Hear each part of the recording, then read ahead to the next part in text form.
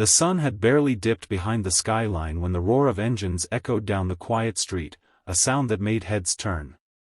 The Lamborghini Aventador, painted in a custom pearl white with golden accents along its sleek curves, glided into the avenue like a queen arriving at her coronation. Behind the tinted glass sat Alina Khan, 25 years old, heiress to the Khan Enterprises empire, the kind of woman whose presence could silence a room, not just because of her wealth, but because of the way she carried herself, a blend of grace, confidence, and an unspoken fragility she kept hidden behind designer sunglasses and flawless lipstick. She had been at a charity gala that evening, the kind where champagne flowed like water and billionaires whispered deals worth more than some small country's GDP, but now she just wanted to get home. That was when it happened. The purr of the engine stuttered mid-turn, like a great beast choking on its own breath. A warning light blinked on the dash, and before she could even mutter a curse, the Lamborghini rolled to a sluggish stop by the roadside. She sat there for a moment, stunned. This car wasn't just expensive, it was supposed to be untouchable. Great, she murmured, pulling out her phone, but the signal here was spotty. Frustration bubbled up inside her chest. She wasn't used to being stranded, she was used to chauffeurs, assistants, and people who jumped to fix her problems before she even had to notice them. Now, the street was quiet except for the hum of far-off traffic and the distant barking of a stray dog. Then she heard footsteps, steady, slow, deliberate. A man emerged from the shadows of a nearby garage, wiping his hands with a rag that had clearly seen better days. He was tall, broad-shouldered, wearing an oil-stained gray t-shirt and faded jeans, his hair slightly messy in a way that wasn't careless but lived in. His eyes met hers, and for a second something strange passed between them, recognition, almost disbelief. "Alina," he said, his voice carrying both surprise and something else, a faint trace of the past. She blinked. "Do I know you?" she asked cautiously, stepping out of the car. The warm streetlight fell on his face, and suddenly a memory hit her, a classroom with cracked walls, a boy in the back row who always had grease under his nails from working after school, the one who fixed her bicycle chain for free when no one else would bother. "Ryan," she said, the name tasting strange on her tongue after all these years. He smiled, but it was a small, almost guarded smile. "Didn't think you'd remember." The air between them thickened with unspoken history. Ryan Malik, her old classmate from high school, the boy who never had the right shoes, who sometimes came to school hungry, but who always topped the physics exams. And here he was, in a small, modest repair shop at the corner of a forgotten street, looking at her like he was seeing a ghost from a life he'd left behind. "Car trouble?" he asked, breaking the moment. She gestured at the Lamborghini with a helpless shrug. "It just died on me." He gave a low whistle. "Not every day I get to work on a machine like this." He walked around the car, his fingers lightly grazing the bodywork, not in awe, but with the familiarity of someone who understood it better than most owners ever could. She watched him work, crouching beside the engine bay, sleeves rolled up, the muscles in his forearms flexing as he reached for tools. There was a quiet confidence about him now, nothing like the boy she remembered who used to be teased for being the mechanic's son. "So, you stayed in the city?" she asked. He didn't look up. "Didn't have much choice. Dad passed. Someone had to keep the shop running." There was no bitterness in his tone, but also no hint of regret, just a simple statement of fact. Alina felt an odd pang in her chest.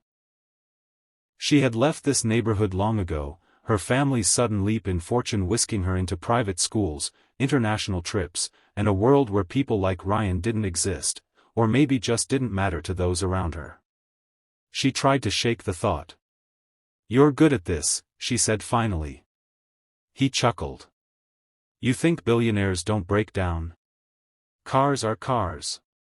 Even the expensive ones throw tantrums." She laughed softly, the sound surprising even her. For the first time in a long while, she felt normal. No bodyguards, no headlines, just two people under the yellow glow of a street lamp, talking about broken engines. As he worked, he asked her small questions: where she'd been all these years, what she was doing now. She answered carefully, leaving out the loneliness that came with her world of glittering parties and shallow friendships. And in return, he told her about the shop, about working 14-hour days, about his younger sister now studying on a scholarship. Slowly, the walls between them began to crack. At last, he straightened up, wiping sweat from his forehead. "Your fuel pump's shot," he said. "I can fix it, but I'll need to order the part. Could take a day or two." She hesitated. "I can have it towed to the official dealership, they'll charge you triple and keep it for a week," he interrupted gently. "Your call." Something in his tone, steady, certain, made her nod. "All right. I trust you." His eyes flickered at her choice of words, but he said nothing. Instead, he pushed the car into the shop with practiced ease. "I'll lock it up for the night. You'll need a ride home?"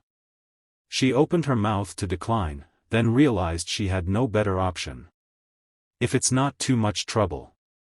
His old pickup truck smelled faintly of engine oil and coffee, a stark contrast to the leather and perfume scent of her Lamborghini.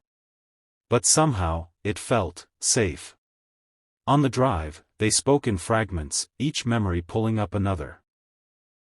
She learned he still remembered the time she had lent him her notes before finals, and he remembered how she used to doodle stars in the margins of her notebooks.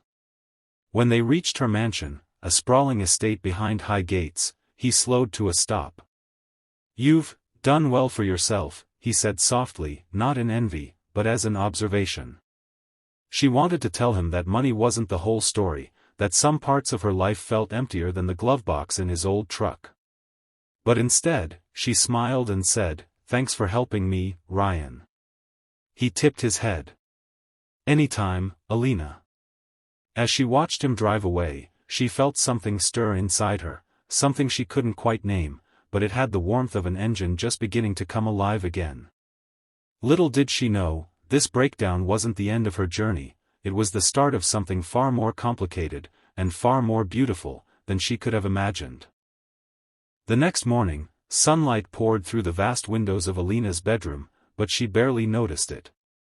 She had been awake for hours, replaying the conversation from last night, the way Ryan's voice carried a quiet steadiness that no one in her world seemed to have anymore. It was strange, how one unexpected breakdown had left her thinking about the boy she hadn't seen in nearly a decade. She told herself it was curiosity, nothing more. By noon, she found herself dialing the number he had scribbled on the back of a receipt before she left. "It's Alina," she said when he answered. There was a pause, then, "Didn't expect to hear from you this soon." She smiled faintly. "I was wondering if I could stop by, see how the car's doing." He agreed, and within an hour, her chauffeur was driving her back to that small corner garage. When she stepped inside, the scent of grease and metal hit her instantly, mingled with the faint aroma of black coffee. Ryan was bent over the Lamborghini, his hands moving with precision, like a pianist hitting familiar keys. "You're early," he said without looking up. "Wanted to make sure you didn't sell it for parts," she teased. He grinned, but kept working. "Not my style." As they talked, she found herself wandering around the shop, photos of Ryan with his late father hung on the wall, some with trophies from local engineering competitions. She paused at one of them, a faded picture from their school days, both of them in the same class group shot. "You kept this?" she asked softly. He glanced over. "Some things are worth keeping." Something in her chest tightened. She hadn't realized until now that while she had been whisked away into a life of wealth, the people from her old world had carried on with memories she had all but left behind. Over the next 2 hours, she stayed by his side, holding tools when he asked, listening to him explain how the fuel pump worked and why precision mattered more than speed. She realized she liked the way he talked, without trying to impress, without the polished arrogance she was used to hearing. Just facts, experience, and a quiet passion for what he did. When the car finally roared back to life, her heart skipped at the sound. "She's perfect," she said, running her hand along the cool metal. "No," he corrected gently, "she's functional. Perfect is a myth. Everything's always one mistake away from breaking again." She gave him a look. "That's depressing." He shrugged. "It's just life. You fix what you can, when you can." For a long moment, they stood there, the hum of the engine between them. Then Ryan reached into his pocket and pulled out her keys.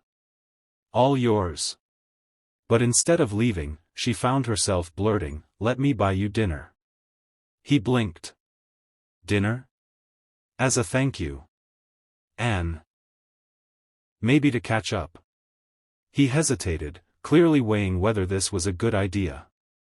Finally, he nodded. "All right. But no fancy places where they serve food on plates that look like art projects." That evening, they sat at a small roadside cafe, the kind with chipped tables and plastic chairs, eating chicken karahi and naan fresh from the tandoor. Alina couldn't remember the last time she'd eaten without worrying about appearances, without being photographed, without a PR team planning every move. They talked for hours, about school, about the people they remembered, about the years in between. She learned he had turned down an engineering scholarship abroad because he couldn't leave his sister alone after their father's death. He learned that she had studied business, but most of her days now were filled with board meetings she didn't care about. At one point, the cafe owner brought them complimentary chai, smiling at the sight of them laughing together. It felt normal. And that normalcy was addictive. Over the next few weeks, Alina found excuses to stop by the garage.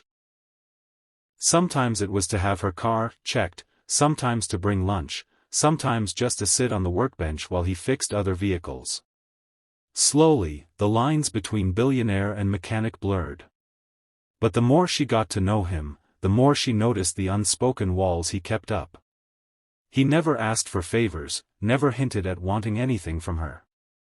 And yet, she could see the way he looked at her when he thought she wasn't watching, a mix of longing and restraint. One rainy evening, she arrived at the shop unannounced and found him working late. The storm outside raged, wind howling, rain lashing against the shutters. She stayed, watching him from the corner as he replaced the brake pads on an old Corolla. "Why do you work so hard?" she asked. He wiped his hands and looked at her. "Because no one else will do it for me." She stepped closer.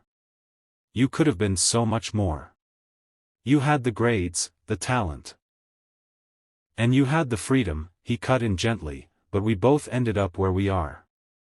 Maybe life's not about what we could have been, but what we choose to be now." His words hit her harder than she expected. For the first time, she realized that he wasn't stuck, he had chosen this life, just as she had chosen hers. And maybe, just maybe, she wasn't as happy with her choice as she thought. The rain softened, but neither of them moved. Something had shifted, an invisible thread pulling them closer. She didn't know if it was the storm, the weeks of quiet moments, or the fact that she felt more herself here in this greasy little garage than anywhere else, but when their eyes met, it felt like a question was hanging in the air, waiting for an answer. Before either of them could speak, her phone rang. It was her father. She stepped aside to answer, but his words froze her blood. "Alina, I've just been informed, you've been seen with a mechanic. Do you have any idea what this will do to our reputation?" She glanced at Ryan, who was pretending not to listen, his jaw tight. "He's my friend," she said, but her father's voice turned cold. "End it. Now.